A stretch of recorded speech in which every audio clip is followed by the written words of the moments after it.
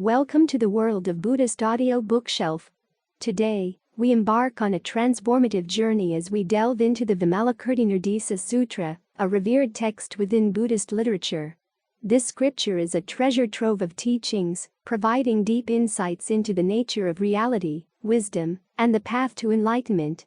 We kindly invite you to subscribe, like, and share this content to extend the reach of these teachings, enabling more individuals to benefit from the profound wisdom of the Vimalakirti Nirdesa Sutra. Your engagement plays a vital role in spreading these profound teachings. Let's get started. 11. Lesson of the Destructible and the Indestructible. Meanwhile, the area in which the Lord was teaching the Dharma in the Garden of Amrapali expanded and grew larger, and the entire assembly appeared tinged with a golden hue. Thereupon, the Venerable Ananda asked the Buddha, "Lord, this expansion and enlargement of the Garden of Amrapali, and this golden hue of the assembly, what do these auspicious signs portend?" The Buddha declared, "Ananda, these auspicious signs portend that the Lakavi Vimalakirti and the Crown Prince Manjusri, attended by a great multitude, are coming into the presence of the Tathagata." At that moment the Lakavi Vimalakirti said to the Crown Prince Manjusri, "Manjusri, let us take these many living beings into the presence of the Lord, so that they may see the Tathagata and bow down to him." Manjusri replied, "Noble sir, send them if you feel the time is right."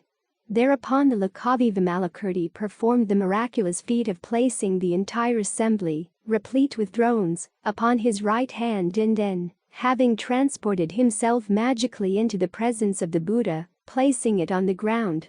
He bowed down at the feet of the Buddha, circumambulated him to the right 7 times with palms together, and withdrew to one side. The bodhisattvas who had come from the Buddha field of the Tathagata Sugandikuta descended from their lion thrones and, bowing down at the feet of the Buddha, placed their palms together in reverence and withdrew to one side. And the other bodhisattvas, great spiritual heroes, and the great disciples descended from their thrones likewise and, having bowed at the feet of the Buddha, withdrew to one side. Likewise all those Indras, Brahmas, Lokapalas, and gods bowed at the feet of the Buddha, placed their palms together in reverence and withdrew to one side. Then, the Buddha, having delighted those bodhisattvas with greetings, declared, "Noble sons, be seated upon your thrones." Thus commanded by the Buddha, they took their thrones. The Buddha said to Sariputra, "Sariputra, did you see the miraculous performances of the bodhisattvas, those best of beings?" "I have seen them, Lord." "What concept did you produce toward them?" "Lord, I produced the concept of inconceivability toward them. Their activities appeared inconceivable to me to the point that I was unable to think of them, to judge them, or even to imagine them." Then the Venerable Ananda asked the Buddha, "Lord, what is this perfume, the likes of which I have never smelled before?" The Buddha answered, "Ananda, this perfume emanates from all the pores of all these bodhisattvas." Sariputra added, "Venerable Ananda, this same perfume emanates from all our pores as well." "Ananda, where does the perfume come from?" Sariputra, the Lakavi Vimalakirti obtained some food from the universe called Sarvagandasagandha, the Buddha field of the Tathagata Sugandikuta, and this perfume emanates from the bodies of all those who partook of that food. Then the Venerable Ananda addressed the Lakavi Vimalakirti, "How long will this perfume remain?" Vimalakirti, "Until is it digested." Ananda, "When will it be digested?" Vimalakirti, "It will be digested in 49 days, and its perfume will emanate for 7 days more after that, but there will be no trouble of indigestion during that time. Furthermore, Reverend Ananda, if monks who have not entered ultimate determination eat this food, it will be digested when they enter that determination. When those who have entered ultimate determination eat this food, it will not be digested until their minds are totally liberated. If living beings who have not conceived the spirit of unexcelled, perfect enlightenment eat this food, it will be digested when they conceive the spirit of unexcelled perfect enlightenment. If those who have conceived the spirit of perfect enlightenment eat this food, it will not be digested until they have attained tolerance. And if those who have attained tolerance eat this food, it will be digested when they have become bodhisattvas 1 lifetime away from Buddhahood. Reverend Ananda, it is like the medicine called delicious, which reaches the stomach but is not digested, until all poisons have been eliminated, only then is it digested. Thus, Reverend Ananda, this food is not digested until all the poisons of the passions have been eliminated, only then is it digested. Then, the Venerable Ananda said to the Buddha, Lord, it is wonderful that this food accomplishes the work of the Buddha. So it is, Ananda. It is as you say, Ananda.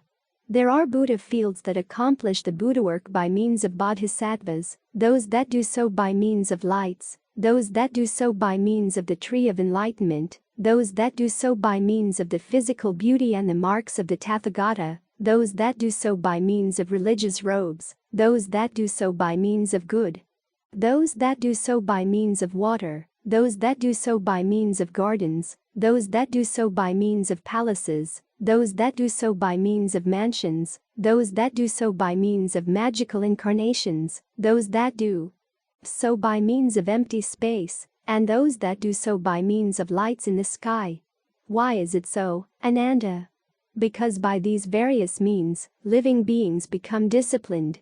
Similarly, Ananda, there are Buddha fields that accomplish the Buddha work by means of teaching living beings words, definitions, and examples, such as dreams, images, the reflection of the moon and water echoes, illusions and mirages, and those that accomplish the Buddha work by making words understandable. Also, Ananda, there are utterly pure Buddha fields that accomplish the Buddha work for living beings without speech, by silence, inexpressibility, and unteachability. Ananda, among all the activities, enjoyments, and practices of the Buddhas, there are none that do not accomplish the Buddha work, because all discipline living beings. Finally, Ananda, the Buddhas accomplish the Buddha work by means of the four maras and all the 84,000 types of passion that afflict living beings. Ananda, this is a Dharma door called Introduction to all the Buddha qualities.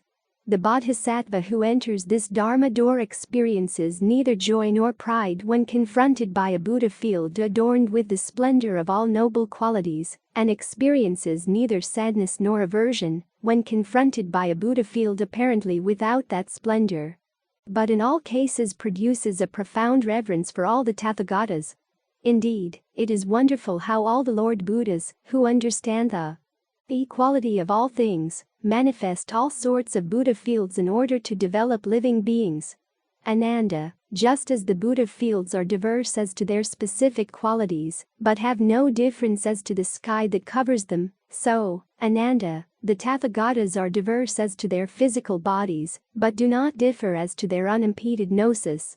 Ananda, all the Buddhas are the same as to the perfection of the Buddha qualities, that is, their forms, their colors, their radiance, their bodies, their marks, their nobility, their morality, their concentration, their wisdom, their liberation, the gnosis and vision of liberation, their strengths, their fearlessnesses, their special Buddha qualities, their great love, their great compassion, their helpful intentions, their attitudes, their practices, their paths, the lengths of their lives, their teachings of the Dharma, their development and liberation of living beings, and their purification of Buddha fields. Therefore, they are all called Samyaksambhuddhas, Tathagatas and Buddhas. Ananda, were your life to last an entire eon, it would not be easy for you to understand thoroughly the extensive meaning and precise verbal significance of these three names. Also, Ananda, if all the living beings of this billion-world galactic universe were like you, the foremost of the learned and the foremost of those endowed with memory and incantations, and were they to devote an entire eon, they would still be unable to understand completely the exact and extensive meaning of the three words Samyaksambhuddha, Tathagata and Buddha. Thus, Ananda, the enlightenment of the Buddhas is immeasurable, and the wisdom and the eloquence of the Tathagatas are inconceivable. Then, the Venerable Ananda addressed the Buddha. Lord, from this day forth, I shall no longer declare myself to be the foremost of the learned. The Buddha said, do not be discouraged, Ananda. Why? I pronounced you, Ananda, the foremost of the learned, with the disciples in mind, not considering the bodhisattvas. Look, Ananda, look at the bodhisattvas. they cannot be fathomed even by the wisest of men. Ananda, one can fathom the depths of the ocean, but one cannot fathom the depths of the wisdom, gnosis, memory, incantations, or eloquence of the bodhisattvas. Ananda, you should remain in equanimity with regard to the deeds of the bodhisattvas. Why? Ananda, these marvels displayed in a single morning by the Lakavi Vimalakirti could not be performed by the disciples and solitary sages who have attained miraculous powers, were they to devote all their powers of incarnation and transformation during 100,000 millions of eons. Then, all those bodhisattvas from the Buddha field of the Tathagata Sugandikuta joined their palms in reverence and, saluting the Tathagata Sakyamuni, addressed him as follows. Lord, when we first arrived in this Buddha field, we conceived a negative idea, but we now abandon this wrong idea. Why? Lord, the realms of the Buddhas and their skill in liberative technique are inconceivable. In order to develop living beings, they manifest such and such a field to suit the desire of such and such a living being.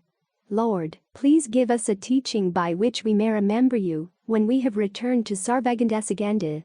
Thus having been requested, the Buddha declared, Noble sons, there is a liberation of bodhisattvas called destructible and indestructible. You must train yourselves in this liberation. What is it? Destructible refers to compounded things. Indestructible refers to the uncompounded. But the bodhisattvas should neither destroy the compounded nor rest in the uncompounded. Not to destroy compounded things consists in not losing the great love, not giving up the great compassion, not forgetting the omniscient mind generated by high resolve, not tiring in the positive development of living beings, not abandoning the means of unification, giving up body and life in order to uphold the holy Dharma, never being satisfied with the roots of virtue already accumulated. Taking pleasure in skillful dedication, having no laziness in seeking the Dharma, being without selfish reticence in teaching the Dharma, sparing no effort in seeing and worshipping the Tathagatas, being fearless in voluntary reincarnations, being neither proud in success nor bowed in failure, not despising the unlearned, and respecting the learned as if they were the teacher himself. Making reasonable those whose passions are excessive, taking pleasure in solitude, without being attached to it, not longing for one's own happiness, but longing for the happiness of others, conceiving of trance, meditation, and equanimity as if they were the Avisi hell, conceiving of the world as a garden of liberation, considering beggars to be spiritual teachers, considering the giving away of all possessions to be the means of realizing Buddhahood, considering immoral beings to be saviors, considering the transcendences to be parents, considering the aids to enlightenment to be servants, never ceasing accumulation of the roots of virtue. Establishing the virtues of all Buddha fields in one's own Buddha field, offering limitless pure sacrifices to fulfill the auspicious marks and signs, adorning body, speech and mind by refraining from all sins, continuing in reincarnations during immeasurable eons, while purifying body, speech, and mind, avoiding discouragement through spiritual heroism, when learning of the immeasurable virtues of the Buddha, wielding the sharp sword of wisdom to chastise the enemy passions, knowing well the aggregates, the elements, and the sense media in order to bear the burdens of all living beings, blazing with energy to conquer the host of demons, seeking knowledge in order to avoid pride, being content with little desire in order to uphold the Dharma, not mixing with worldly things in order to delight all the people, being faultless in all activities in order to conform to all people, producing the super knowledge to actually accomplish all duties of benefit to living beings, acquiring incantations, memory, and knowledge in order to retain all learning, understanding the degrees of people's spiritual faculties to dispel the doubts of all living beings, displaying invincible miraculous feats to teach the Dharma, having irresistible speech by acquiring unimpeded eloquence, tasting human and divine success by purifying the path of 10 virtues, establishing the path of the pure states of Brahma by cultivating the 4 immeasurable, inviting the Buddhas to teach the Dharma, rejoicing in them, and applauding them, thereby obtaining the melodious voice of a Buddha, disciplining body, speech, and mind, thus maintaining constant spiritual progress, being without attachment to anything and thus acquiring the behavior of a Buddha, gathering together the order of bodhisattvas to attract beings to the Mahayana, and being consciously aware at all times, not to neglect any good quality. Noble sons, a bodhisattva who thus applies himself to the Dharma is a bodhisattva who does not destroy the compounded realm. What is not resting in the uncompounded? The bodhisattva practices voidness, but he does not realize voidness. He practices signlessness but does not realize signlessness. He practices wishlessness but does not realize wishlessness. He practices non-performance but does not realize non-performance. He knows impermanence but is not complacent about his roots of virtue. He considers misery, but he reincarnates voluntarily. He knows selflessness but does not waste himself. He considers peacefulness but does not seek extreme peace. He cherishes solitude but does not avoid mental and physical efforts. He considers placelessness but does not abandon the place of good actions. He considers occurrencelessness but undertakes to bear the burdens of all living beings. He considers immaculateness, yet he follows the process of the world. He considers motionlessness, yet he moves in order to develop all living beings. He considers selflessness yet does not abandon the great compassion toward all living beings. He considers birthlessness, yet he does not fall into the ultimate determination of the disciples. He considers vanity, futility, insubstantiality, dependency, and placelessness, yet he establishes himself on merits that are not vain, on knowledge that is not futile, on reflections that are substantial, on the striving for the consecration of the independent gnosis, and on the Buddha family in its definitive meaning. Thus, noble sons, a bodhisattva who aspires to such a dharma neither rests in the uncompounded nor destroys the compounded. Furthermore, noble sons, in order to accomplish the store of merit, a bodhisattva does not rest in the uncompounded, and, in order to accomplish the store of wisdom, he does not destroy the compounded. In order to fulfill the great love, he does not rest in the uncompounded, and, in order to fulfill the great compassion, he does not destroy compounded things.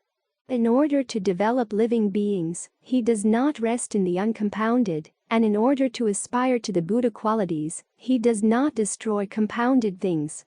To perfect the marks of Buddhahood, he does not rest in the uncompounded, and, to perfect the gnosis of omniscience, he does not destroy compounded things. Out of skill in liberative technique, he does not rest in the uncompounded, and, through thorough analysis with his wisdom, he does not destroy compounded things. To purify the Buddha field, he does not rest in the uncompounded, and, by the power of the grace of the Buddha, he does not destroy compounded things.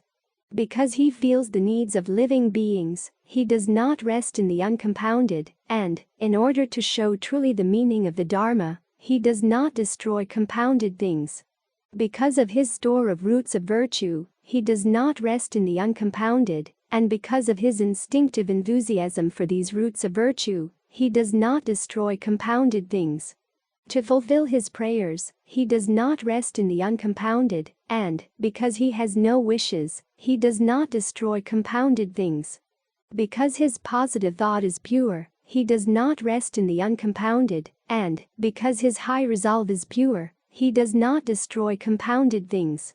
In order to play with the 5 superknowledges, he does not rest in the uncompounded, and, because of the 6 superknowledges of the Buddha gnosis, he does not destroy compounded things. To fulfill the 6 transcendences, he does not rest in the uncompounded, and, to fulfill the time, he does not destroy compounded things. To gather the treasures of the Dharma, he does not rest in the uncompounded, and, because he does not like any narrow-minded teachings, he does not destroy compounded things. Because he gathers all the medicines of the Dharma, he does not rest in the uncompounded, and, to apply the medicine of the Dharma appropriately, he does not destroy compounded things. To confirm his commitments, he does not rest in the uncompounded, and, to mend any failure of these commitments, he does not destroy compounded things. To concoct all the elixirs of the Dharma, he does not rest in the uncompounded, and, to give out the nectar of this subtle Dharma, he does not destroy compounded things. Because he knows thoroughly all the sicknesses due to passions, he does not rest in the uncompounded, and, in order to cure all sicknesses of all living beings, he does not destroy compounded things. Thus, noble sons, the Bodhisattva does not destroy compounded things, and does not rest in the uncompounded, and that is the liberation of Bodhisattvas called destructible and indestructible. Noble sirs, you should also strive in this. Then, those Bodhisattvas, having heard this teaching, were satisfied, delighted, and reverent. They were filled with rejoicing and happiness of mind. In order to worship the Buddha Sakyamuni and the Bodhisattvas of the Saha universe, as well as this teaching, they covered the whole earth of this billion-world universe with fragrant powder, incense, perfumes, and flowers up to the height of the knees. Having thus regaled the whole retinue of the Tathagata, bowed their heads at the feet of the Buddha, and circumambulated him to the right 3 times, they sang a hymn of praise to him. They then disappeared from this universe, and in a split second were back in the universe Arvagandasaganda. 12. Vision of the universe Abhirati and the Tathagata Aksabhya. Thereupon, the Buddha said to the Lakavi Vimalakirti, "Noble son, when you would see the Tathagata, how do you view him?" Thus addressed, the Lakavi Vimalakirti said to the Buddha, "Lord, when I would see the Tathagata, I view him by not seeing any Tathagata. Why? I see him as not born from the past, not passing on to the future, and not abiding in the present time. Why? He is the essence which is the reality of matter, but he is not matter. He is the essence which is the reality of sensation, but he is not sensation. He is the essence which is the reality of intellect, but he is not intellect. He is the essence which is the reality of motivation, yet he is not motivation. He is the essence which is the reality of consciousness, yet he is not consciousness. Like the element of space, he does not abide in any of the 4 elements. Transcending the scope of eye, ear, nose, tongue, body, and mind, he is not produced in the 6 sense media. He is not involved in the 3 worlds, is free of the 3 defilements, is associated with the triple liberation, is endowed with the 3 knowledge, and has truly attained the unattainable. The Tathagata has reached the extreme of detachment in regard to all things, yet he is not a reality limit. He abides in ultimate reality, yet there is no relationship between it and him. He is not produced from causes, nor does he depend on conditions. He is not without any characteristic, nor has he any characteristic. He has no single nature nor any diversity of natures. He is not a conception, not a mental construction, nor is he a non-conception. He is neither the other shore, nor this shore, nor that between. He is neither here, nor there, nor anywhere else. He is neither this nor that. He cannot be discovered by consciousness, nor is he inherent in consciousness. He is neither darkness nor light. He is neither name nor sign. He is neither weak nor strong. He lives in no country or direction. He is neither good nor evil. He is neither compounded nor uncompounded. He cannot be explained as having any meaning whatsoever. The Tathagata is neither generosity nor avarice, neither morality nor immorality, neither tolerance nor malice, neither effort nor sloth, neither concentration nor distraction, neither wisdom nor foolishness. He is inexpressible. He is neither truth nor falsehood, neither escape from the world nor failure to escape from the world, neither cause of involvement in the world, nor not a cause of involvement in the world. He is the cessation of all theory and all practice. He is neither a field of merit nor not a field of merit. He is neither worthy of offerings nor unworthy of offerings. He is not an object, and cannot be contacted. He is not a whole, nor a conglomeration. He surpasses all calculations. He is utterly unequaled, yet equal to the ultimate reality of things. He is matchless, especially in effort. He surpasses all measure. He does not go, does not stay, does not pass beyond. He is neither seen, heard, distinguished, nor known. He is without any complexity, having attained the equanimity of omniscient gnosis. equal toward all things, he does not discriminate between them. He is without reproach, without excess, without corruption, without conception, and without intellectualization. He is without activity, without birth, without occurrence, without origin, without production, and without non-production. He is without fear and without subconsciousness, without sorrow, without joy, and without strain. No verbal teaching can express him. Such is the body of the Tathagata, and thus should he be seen. Who sees thus, truly sees. Who sees otherwise, sees falsely. The Venerable Zaraputra then asked the Buddha, Lord, in which Buddha field did the noble Vimalakirti die, before reincarnating in this Buddha field? The Buddha said, Zaraputra, ask this good man directly where he died to reincarnate here. Then the Venerable Zaraputra asked the Lakavi Vimalakirti, Noble Sir, where did you die to reincarnate here? Vimalakirti declared, Is there anything among the things that you see, elder, that dies or is reborn? Zaraputra, there is nothing that dies or is reborn. Vimalakirti, likewise, Reverend Zaraputra, as all things neither die nor are reborn, why do you ask, where did you die to reincarnate here? Reverend Zaraputra, if one were to ask a man or woman created by a magician where he or she had died to reincarnate there, what do you think he or she would answer? Zaraputra, Noble Sir, a magical creation does not die, nor is it reborn. Vimalakirti, Reverend Zaraputra, did not the Tathagata declare that all things have the nature of a magical creation? Zaraputra, yes, Noble Sir, that is indeed so. Vimalakirti, Reverend Zaraputra, death is an end of romance, and rebirth is the continuation of performance. But, although a bodhisattva dies, he does not put an end to the performance of the roots of virtue, and although he is reborn, he does not adhere to the continuation of sin. Then, the Buddha said to the Venerable Zaraputra, Zaraputra, this holy person came here from the presence of the Tathagata Aksaabhya in the universe Abharati. Zaraputra, Lord, it is wonderful that this holy person, having left a Buddha field is pure. As Abharati, should enjoy a Buddha field as full of defects as this Saha universe. The Lakavi Vimalakirti said, Zaraputra, what do you think? Does the light of the sun accompany the darkness? Zaraputra, certainly not, Noble Sir. Vimalakirti, then the two do not go together? Zaraputra, Noble Sir, those two do not go together. As soon as the sun rises, all darkness is destroyed. Vimalakirti, then why does the sun rise over the world? Zaraputra, it rises to illuminate the world, and to eliminate the darkness. Vimalakirti, just in the same way, Reverend Zaraputra, the Bodhisattva reincarnates voluntarily in the impure Buddha fields, in order to purify the living beings, in order to make the light of wisdom shine, and in order to clear away the darkness. Since they do not associate with the passions, they dispel the darkness of the passions of all living beings. Thereupon, the entire multitude experienced the desire to behold the universe Abharati, the Tathagata Aksaabhya, his bodhisattvas, and his great disciples. The Buddha, knowing the thoughts of the entire multitude, said to the Lakavi Vimalakirti, Noble son, this multitude wishes to behold the universe Abharati and the Tathagata Aksaabhya show them.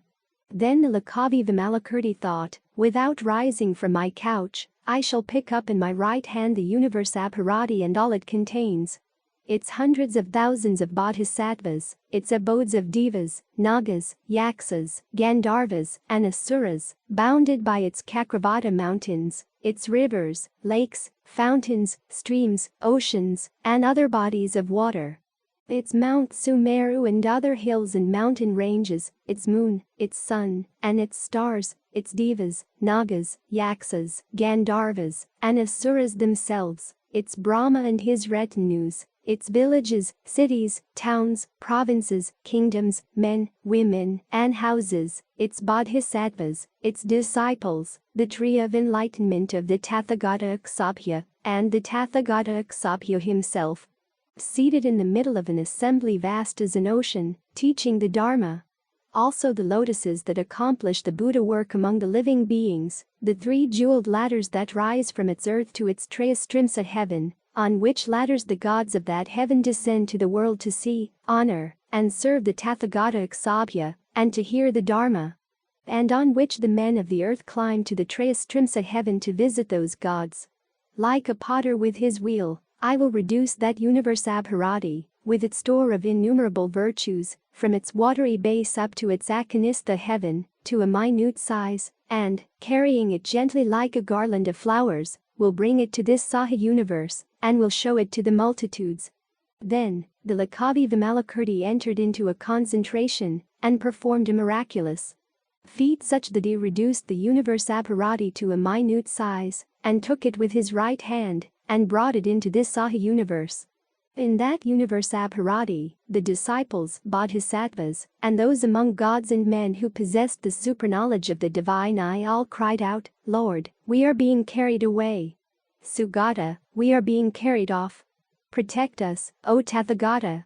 But, to discipline them, the Tathagata Aksobhya said to them, you are being carried off by the bodhisattva Vimalakirti. It is not my affair. As for the other men and gods, they had no awareness at all that they were being carried anywhere. Although the universe Abharati had been brought into the universe Saha, the Saha universe was not increased or diminished, it was neither compressed nor obstructed. Nor was the universe Abharati reduced internally, and both universes appeared to be the same as they had ever been.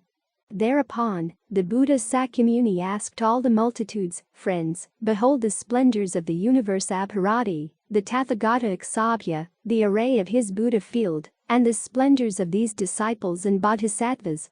They replied, we see them, Lord. The Buddha said, those bodhisattvas who wish to embrace such a Buddha field, should train themselves in all the bodhisattva practices of the Tathagata Aksobhya. While Vimalakirti, with his miraculous power, showed them thus the universe Abharati and the Tathagata Aksobhya, 140,000 living beings among the men and gods of the Saha universe, conceived the spirit of unexcelled perfect enlightenment, and all of them formed a prayer to be reborn in the universe Abharati. And the Buddha prophesied that in the future all would be reborn in the universe Abharati. And the Lakavi Vimalakirti, having thus developed all the living beings who could thereby be developed, returned the universe Abharati exactly to its former place. The Lord then said to the Venerable Sariputra, Sariputra, did you see that universe Abharati, and the Tathagata Aksobhya? Sariputra replied, I saw it, Lord. May all living beings come to live in a Buddha field as splendid as that. May all living beings come to have miraculous powers just like those of the noble Lakavi Vimalakirti. We have gained great benefit from having seen a holy man such as he. We have gained a great benefit from having heard such teaching of the Dharma, whether the Tathagata himself still actually exists or whether he has already attained ultimate liberation. Hence, there is no need to mention the great benefit for those who, having heard it, believe it, rely on it, embrace it, remember it, read it, and penetrate to its depth, and, having found faith in it, teach, recite, and show it to others, and apply themselves to the yoga of meditation upon its teaching. Those living beings who understand correctly this teaching of the Dharma will obtain the treasury of the jewels of the Dharma. Those who study correctly this teaching of the Dharma will become the companions of the Tathagata. Those who honor and serve the adepts of this doctrine will be the true protectors of the Dharma. Those who write, teach, and worship this teaching of the Dharma will be visited by the Tathagata in their homes. Those who take pleasure in this teaching of the Dharma will embrace all merits. Those who teach it to others, whether it be no more than a single stanza of 4 lines, or a single summary phrase from this teaching of the Dharma, will be performing the great Dharma sacrifice. And those who devote to this teaching of the Dharma their tolerance, their zeal, their intelligence, their discernment, their vision, and their aspirations, thereby become subject to the prophecy of future Buddhahood. Epilogue Antecedents and transmission of the Holy Dharma. Then Sakra, the prince of the gods, said to the Buddha, Lord, formerly I have heard from the Tathagata and from Manjusri, the crown prince of wisdom, many hundreds of thousands of teachings of the Dharma, but I have never before heard a teaching of the Dharma as remarkable as this instruction in the entrance into the method of inconceivable transformations.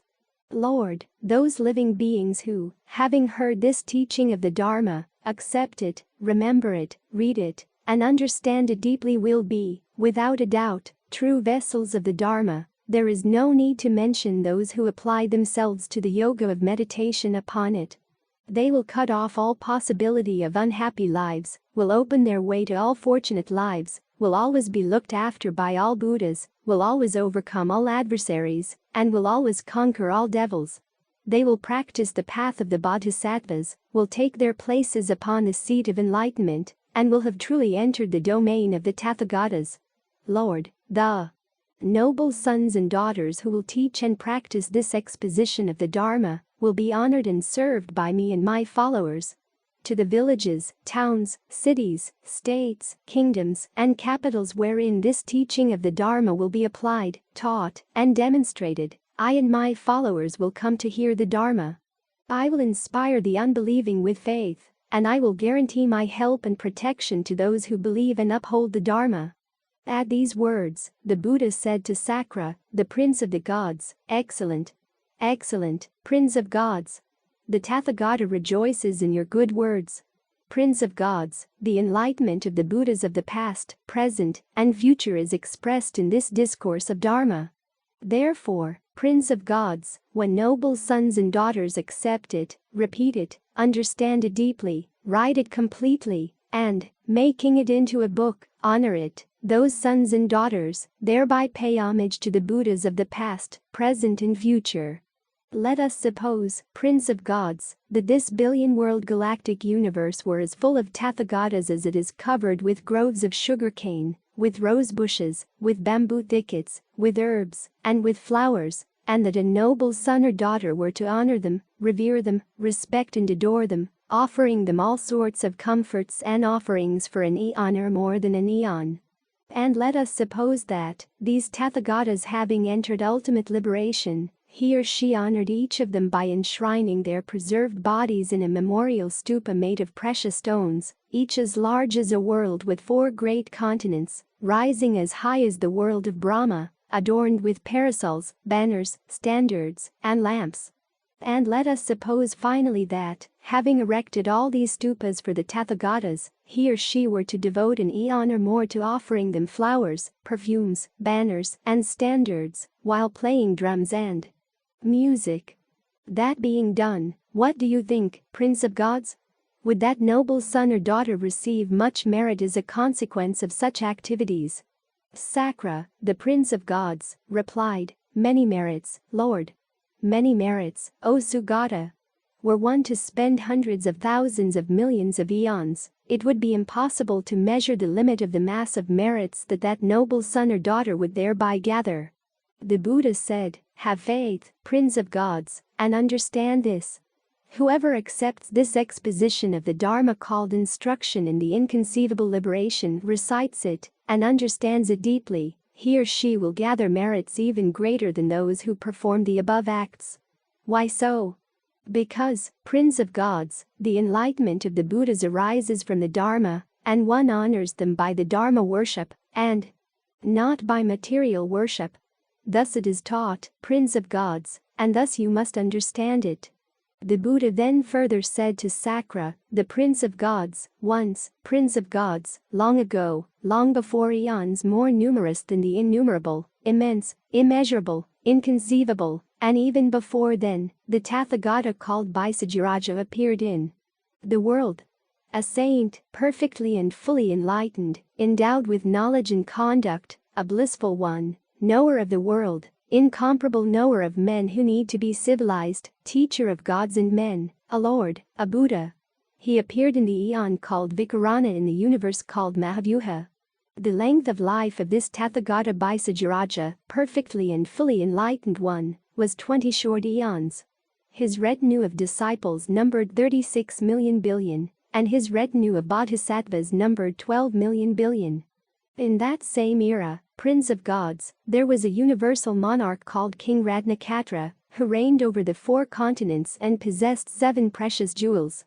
He had 1,000 heroic sons, powerful, strong, and able to conquer enemy armies. This king Ratnakatra honored the Tathagata Bhaisajiraja and his retinue with many excellent offerings during 5 short eons.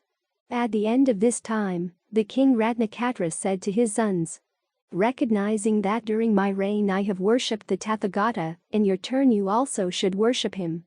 The 1,000 princes gave their consent, obeying their father the king, and altogether, during another 5 short eons, they honored the Tathagata Bhaisajiraja with all sorts of excellent offerings. Among them, there was a prince by the name of Candrakatra, who retired into solitude and thought to himself, "Is there not another mode of worship, even better and more noble than this?" Then, by the supernatural power of the Buddha Bhaisajiraja, the god spoke to him from the heavens. "Good man, the supreme worship is the Dharma worship." Candrakatra asked them, "What is this Dharma worship?" The gods replied, "Good man, go to the Tathagata Bhaisajiraja, ask him about the Dharma worship, and he will explain it to you fully." Then, the prince Candrakatra went to the Lord Bhaisajiraja, the saint, the Tathagata, the insuperably perfectly enlightened one, and having approached him, bowed down at his feet, circumambulated him to the right 3 times, and withdrew to one side. He then asked, "Lord, I have heard of a Dharma worship, which surpasses all other worship. What is this Dharma worship?"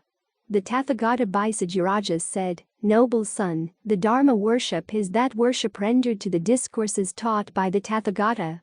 These discourses are deep and profound in illumination. They do not conform to the mundane and are difficult to understand, difficult to see and difficult to realize. They are subtle, precise, and ultimately incomprehensible. As scriptures, they are collected in the canon of the Bodhisattvas, stamped with the insignia of the king of incantations and teachings. They reveal the irreversible wheel of Dharma, arising from the 6 transcendences, cleansed of any false notions. They are endowed with all the aids to enlightenment, and embody the 7 factors of enlightenment. They introduce living beings to the great compassion and teach them the great love. They eliminate all the convictions of the maras, and they manifest relativity.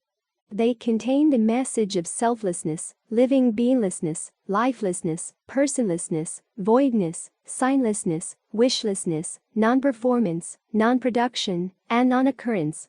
They make possible the attainment of the seat of enlightenment and set in motion the wheel of the Dharma. They are approved and praised by the chiefs of the gods, Nagas, Yaksas, Gandharvas, Asuras, Garudas, Kamaras, and Maharagas. They preserve unbroken the heritage of the holy Dharma, contain the treasury of the Dharma, and represent the summit of the Dharma worship. They are upheld by all holy beings and teach all the bodhisattva practices. They induce the unmistaken understanding of the Dharma in its ultimate sense. They certify that all things are impermanent, miserable, selfless, and peaceful, thus epitomizing the Dharma. They cause the abandonment of avarice, immorality, malice, laziness, forgetfulness, foolishness, and jealousy, as well as bad convictions, adherence to objects, and all opposition. They are praised by all the Buddhas. They are the medicines for the tendencies of mundane life, and they authentically manifest the great happiness of liberation. To teach correctly, to uphold, to investigate, and to understand such scriptures, thus incorporating into one's own life the holy Dharma that is the Dharma worship. Furthermore, noble son, the Dharma worship consists of determining the Dharma according to the Dharma, applying the Dharma according to the Dharma, being in harmony with relativity, being free of extremist convictions, attaining the tolerance of ultimate birthlessness and non-occurrence of all things, realizing selflessness and living beinglessness, refraining from struggle about causes and conditions, without quarreling or disputing, not being possessive, being free of egoism, relying on the meaning and not on the literal expression, relying on gnosis and not on consciousness, relying on the ultimate teachings definitive in meaning, and not insisting on the superficial teachings interpretable in meaning. Relying on reality and not insisting on opinions derived from personal authorities, realizing correctly the reality of the Buddha, realizing the ultimate absence of any fundamental consciousness, and overcoming the habit of clinging to an ultimate ground. Finally, attaining peace by stopping everything from ignorance to old age, death, sorrow, lamentation, misery, anxiety, and trouble, and realizing that living beings know no end to their views concerning these 12 links of dependent origination, then, noble son, when you do not hold to any view at all, it is called the unexcelled Dharma worship.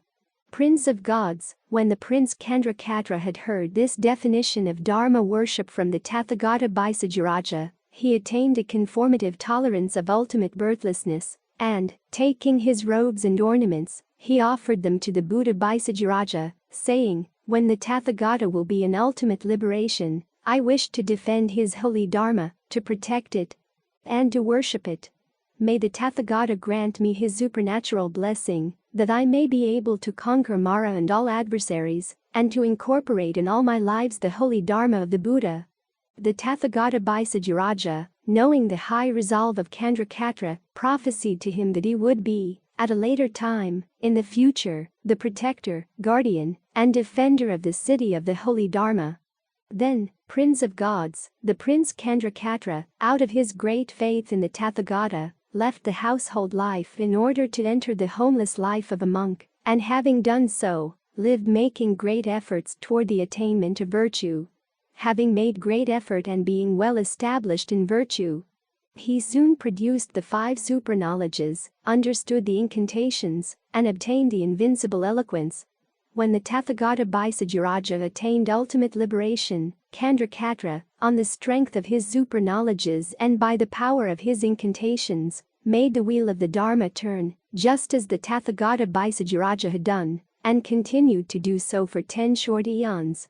Prince of Gods, while the monk Candrakatra was exerting himself thus to protect the holy Dharma, thousands of millions of living beings reached the stage of irreversibility on the path to unexcelled perfect enlightenment. 14 billion living beings were disciplined in the vehicles of the disciples and solitary sages, and innumerable living beings took rebirth in the human and heavenly realms. Perhaps, Prince of Gods, you are wondering or experiencing some doubt about whether or not, at that former time, the king Ratnakatra was not some other than the actual Tathagata Ratnarsis. You must not imagine that, for the present Tathagata Ratnarsis was at that time, in that epoch, the universal monarch Ratnakatra. As for the 1,000 sons of the king Ratnakatra, they are now the 1,000 bodhisattvas of the present blessed eon, during the course of which 1,000 Buddhas will appear in the world. Among them, Krakyakanda and others are already born, and those remaining will still be born, from Kakatsunda up to the Tathagata Roka, who will be the last to be born. Perhaps, Prince of Gods, you are asking yourself if, in that life, in that time, the Prince Candrakatra who upheld the holy Dharma of Lord Tathagata Bhaisajaraja was not someone other than myself. But you must not imagine that, for I was, in that life, in that time, the Prince Candrakatra. Thus it is necessary to know, Prince of Gods, that among all the worships rendered to the Tathagata, the Dharma worship is the very best. Yes, it is good, eminent, excellent, perfect, supreme, and unexcelled. And therefore, Prince of Gods, do not worship me with material objects, but worship me with the Dharma worship. Do not honor me with material objects, but honor me by honor to the Dharma.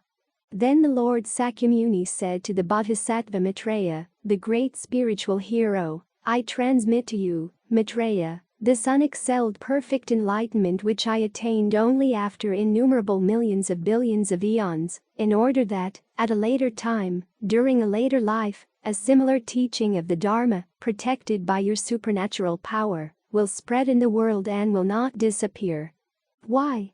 Maitreya, in the future there will be noble sons and daughters, Devas, Nagas, Yaksas, Gandharvas, and Asuras, who, having planted the roots of virtue, will produce the spirit of unexcelled perfect enlightenment.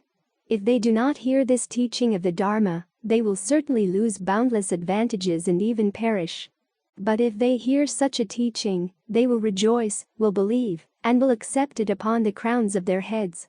Hence, in order to protect those future noble sons and daughters, you must spread a teaching such as this.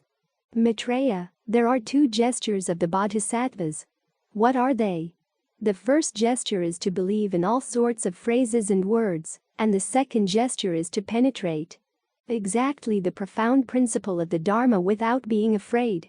Such are the two gestures of the Bodhisattvas. Maitreya, it must be known that the Bodhisattvas who believe in all sorts of words and phrases and apply themselves accordingly are beginners and not experienced in religious practice. But the Bodhisattvas who read, hear, believe, and teach this profound teaching with its impeccable expressions reconciling dichotomies and its analyses of stages of development, these are veterans in the religious practice. Maitreya, there are two reasons the beginner Bodhisattvas hurt themselves and do not concentrate on the profound Dharma. What are they? Hearing this profound teaching never before heard, they are terrified and doubtful, do not rejoice, and reject it, thinking, whence comes this teaching never before heard? They then behold other noble sons accepting, becoming vessels for, and teaching this profound teaching, and they do not attend upon them, do not befriend them, do not respect them, and do not honor them, and eventually they go so far as to criticize them.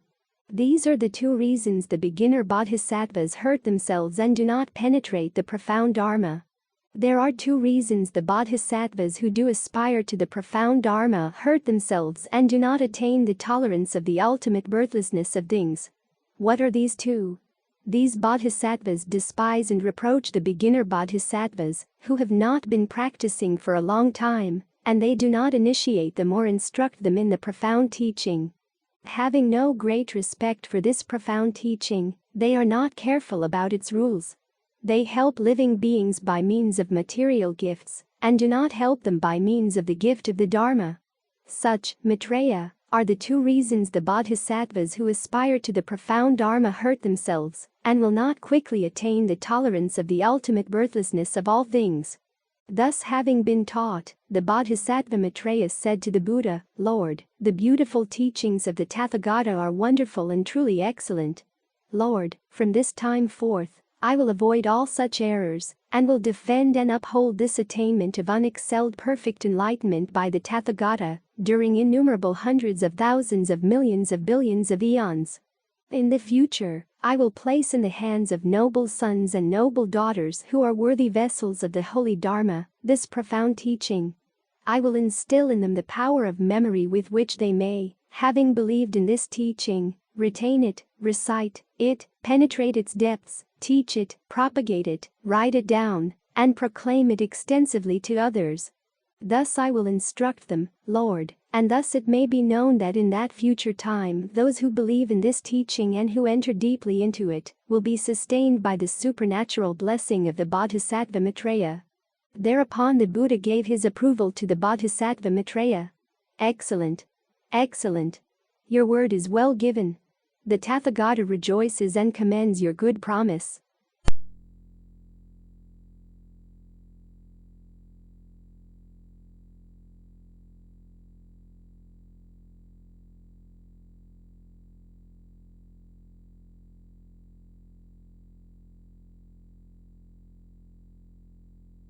Then the four Maharajas, the great kings of the quarters, said to the Buddha, Lord, in all the towns, villages, cities, kingdoms, and palaces, wherever this discourse of the Dharma will be practiced, upheld, and correctly taught, we, the four great kings, will go there with our armies, our young warriors, and our retinues, to hear the Dharma.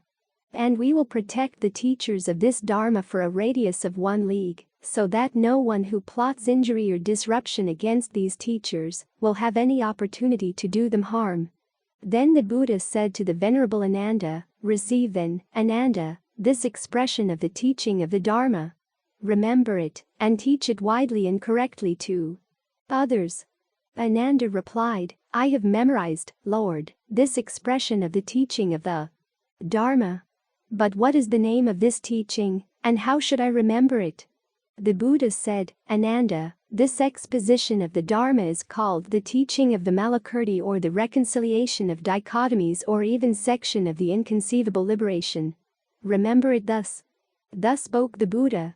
and the Lakavi Vimalakirti, the Crown Prince Manjusri, the Venerable Ananda, the Bodhisattvas, the great disciples, the entire multitude, and the whole universe with its gods, men, asuras and Gandharvas, rejoiced exceedingly. All heartily praised these declarations by the Lord. As we conclude our journey through the Vimalakirti Nirdesa Sutra, we extend our heartfelt gratitude for your attentive listening. Your support is invaluable in sharing the wisdom of Buddha. We invite you to join us for the next reading, as your likes, shares, and subscriptions are instrumental in spreading these teachings far and wide. Remember, the complete video playlist is accessible in the video description for your convenience. Together, we can illuminate the path to enlightenment and make the Buddha's teachings accessible to all. Thank you for your dedication to this spiritual journey.